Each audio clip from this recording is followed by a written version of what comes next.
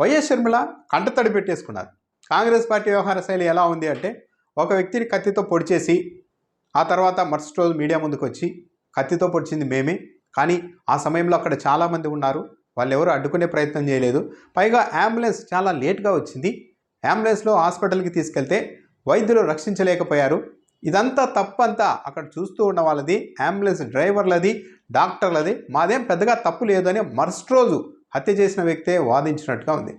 YS Sharmila చెప్తున్నారు, ఏపీకి ప్రత్యేక హోదా గురించి ఎవరూ మాట్లాడడం లేదు, ప్రత్యేక హోదా రాకపోతే ఏపీ రాష్ట్రం నాశనం అయిపోతుంది, అందుకే తాను ఇక్కడికి వచ్చాను, ఏపీకి వచ్చాను అంటూ కంటతడి పెట్టుకున్నారు.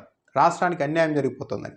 చంద్రబాబు నాయుడు, జగన్మోహన్ రెడ్డి, పవన్ కళ్యాణ్ మోడీకి బానిసలుగా మారిపోయారు. చంద్రబాబు 5 ఏళ్ల పరిపాలనలోను, జగన్మోహన్ రెడ్డి ఈ పరిపాలనలోను ఇక్కడ నడుస్తున్నది బీజేపీ ప్రభుత్వమే, బీజేపీకి బానిసలుగా మారిపోయారంటూ కూడా వైఎస్ షర్మిల ఆవేదన వ్యక్తం చేశారు. అయితే ఈ ఎపిసోడ్లో మొత్తం గమనించాల్సింది ఏంటంటే, అసలు ఏపీకి కాంగ్రెస్ పార్టీ చేసిన ద్రోహం ఏంటి, ప్రత్యేక హోదా రాకపోవడానికి ప్రధాన కారణం ఏంటి? 2009లోనే ప్రత్యేక రాష్ట్ర విభజన ఉద్యమం మొదలైతే దాన్ని ఏదో ఒకటి పరిష్కరించకుండా వివిధ కమిటీలు వేస్తూ నాయకుల్ని మభ్యపెడుతూ ఉమ్మడి ఏపీలో కాంగ్రెస్ ప్రభుత్వాన్ని నడిపించిన యూపీఏ ప్రభుత్వం తీరా ఎన్నికలకు కొద్ది రోజుల ముందు రాష్ట్రాన్ని విడగొట్టేసి ఎన్నికల షెడ్యూల్ రావడానికి ఒక వారం ముందు ప్రత్యేక హోదా అంటూ పార్లమెంట్లో 5 ఏళ్ళని మన్మోహన్ సింగ్ అంటే, కాదు 10 ఏళ్ళని వెంకయ్య నాయుడు అంటే, ఓకే ఓకే అని మన్మోహన్ సింగ్ అంటే, ఇలా మాటలతో కూరగాయల బేరం తరహాలో పార్లమెంటులో ప్రత్యేక హోదా అంశాన్ని ఒక కామెడీ ఎపిసోడ్గా మార్చేసి తలుపులేసి విభజన చట్టాన్ని ఆమోదించేసి ప్రత్యేక హోదా అంశాన్ని మాత్రం దాంట్లో చేర్చకుండా క్యాబినెట్కి మాత్రమే పరిమితం చేశారు. నిజంగా కాంగ్రెస్ పార్టీకి చిత్తశుద్ధి ఉంటే జస్ట్ ఆ రోజు ప్రత్యేక హోదా ఏపీకి ఇవ్వడానికి ఎవరు వ్యతిరేకించిన పార్టీలు కూడా లేవు, బీజేపీ కూడా సపోర్ట్ చేసింది. కాంగ్రెస్ పార్టీకి యూపీఏ ప్రభుత్వానికి ఆ రోజు చిత్తశుద్ధి ఉండింటే ఒక్క రోజులోనే పార్లమెంట్లోకి తీసుకెళ్లి దాన్ని కూడా ఆమోదించి ఉండేది. కానీ అసలైన విషయాన్ని అది చేయకుండా కేవలం రాష్ట్ర విభజన జరిగితే చాలు, తెలంగాణలో మనం అధికారంలోనికి వస్తాం, ఏపీలో ఏం జరిగితే మనకేమన్న తరహాలో బాధ్యతారాహిత్యంగా నిర్దాక్షిణ్యంగా వ్యవహరించిన పార్టీ కాంగ్రెస్ పార్టీ.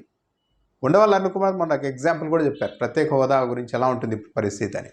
ఒక వ్యక్తికి యాక్సిడెంట్ అయితే వెంటనే ఆ సమయంలోనే 10 లక్షలు కాదు, 20 లక్షలు కాదు, 30 లక్షలు ఎక్స్గ్రేషియా ప్రకటించినా ఎవరు పెద్దగా అభ్యంతరం తెలపరు.